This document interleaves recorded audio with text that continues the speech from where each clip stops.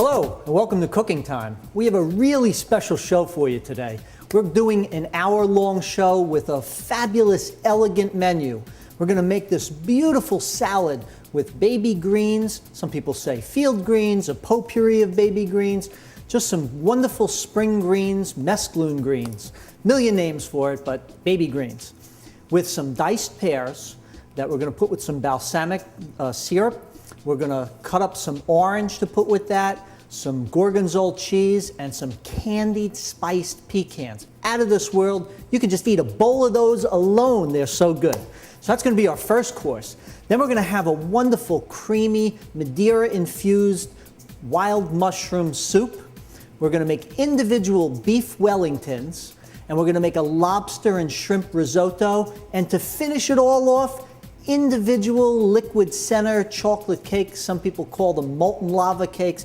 A wonderful, wonderful recipe from a local gentleman who teaches here, Stephen Cabo de Casa. Just a fabulous, fabulous chef, and I love his recipe, and that's going to really finish off this, this menu. So we're going to get right down to business with our soup. I think the soup will be the first thing we'll get started with.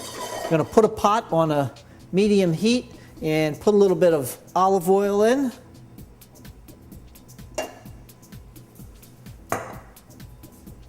Now we need to get some leeks chopped up for this. Leeks, you need to be really careful when you get them and wash them. You need to slice your leek down, take the green off, take the root end off, and then flush water through it because dirt and sand gets trapped in all these different layers. Once it's all cleaned, you change boards, change knives to make sure that there's no dirt on your board, dirt on your knife, and then slice up this leek into little slivers. A funny story, when I had an instructor here and she was making a dish with leek, a fabulous teacher who's now passed on, Annie Casal, God rest her soul. She said that she was making a dish with leek, and her father-in-law came over when she first got married, a wonderful, proper Italian gentleman. And after she made the dish, she realized she probably didn't wash the leek real well, and with all that sand and grit, boy, it just gets in your teeth when you're biting. And he was trying to figure out a way to be polite, and at the end of the dinner, he said to her in his wonderful Italian accent, "Anna, this was a wonderful dish. No making no more for me." I thought that was just such a funny story. It was all about properly washing the leeks. So we've got ours washed real well. Annie, I'm sure you're watching. You'll see my leeks are good. Pop will want to come eat it again. So we're going to saute these down, and in the meantime, we're going to get our mushrooms and chop those up. I've got shiitake mushrooms. I've taken the stems off. I've got some wonderful oyster mushrooms, and of course some little white button mushrooms, which are grown in Kennett Square, Pennsylvania, in a warehouse in the dark. We're going to slice up all of our mushrooms. Remember to take those stems off the shiitakes because those stems are pretty tough. Don't throw them away. You can saute them down and collect the liquid that you saute them in, and press them out and get all that wonderful shiitake juice. We don't want to get any color on these leeks. We just want them to get nice and tender. As we're getting these mushrooms sauteed, we'll add those in.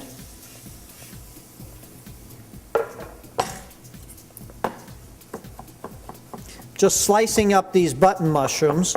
You don't have to go too crazy with them. They don't have to be in too tiny of a piece. And then we have some wonderful porcini mushrooms that I've got soaking in some water. We bought them dried, and we're simply going to reconstitute them.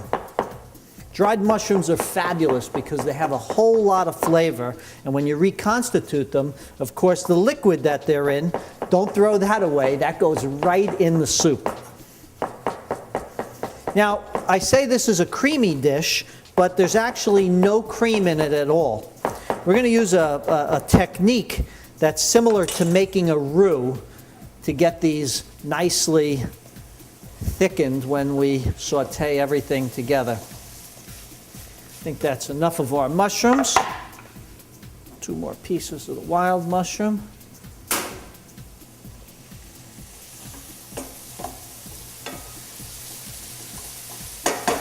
Sometimes the mushrooms soak up all the oil. You can put a little butter in here if you like. Put in a drop more oil, just so it's nice and moist.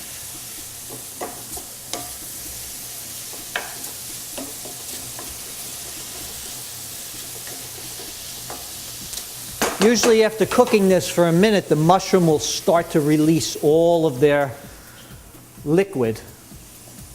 Here's our reconstituted porcini mushrooms from Italy. You have to be careful with the liquid from the mushroom, because after you reconstitute these, as with the leek, some dirt gets trapped in these mushrooms when they're dried. So we'll let this liquid settle again,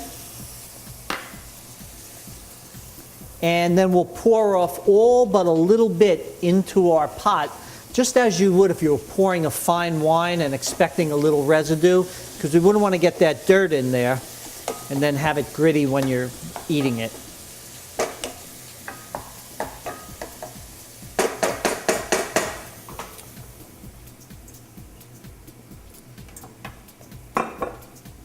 Got my chicken stock in a couple of crocks here. I'm actually going to add a little cayenne pepper to this. I like to make it a little spicy. Spice is good. Okay, now the technique I was talking about, it's called Sanger. Similar to making a roux. When we make a roux, we take a fat and we take flour, equal parts, and we saute it down in a pot for a couple of minutes to get the starchiness out, and then we add a liquid, and the roux thickens the liquid. You can never add a roux to liquid. It'll just form one big lump. So here, we've sauteed our mushroom and our leek down in some olive oil, and as I said, you can put a little butter if you'd like. And now we're going to add our flour, which in effect creates the roux. And that technique is actually called Sanger. You can do this with any type of a start for a soup. If you were sauteing leeks and broccoli and then did the Sanger technique, you'd have kind of a creamy broccoli soup. And now we cook this around a little bit to get our starchiness out. Now we need our Madeira wine. Remember, this is a Madeira-infused soup.